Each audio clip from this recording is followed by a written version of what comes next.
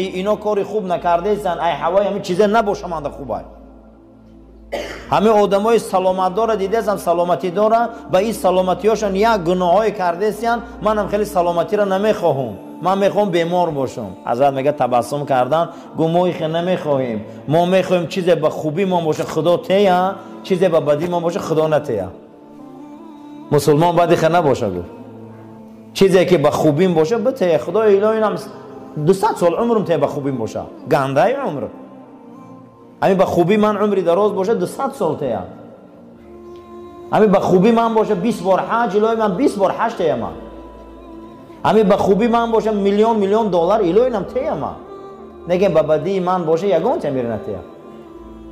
حضرت این جواب گفتم، نه این گپ نگو، این خیلی فقر و بیماری طلب نکه.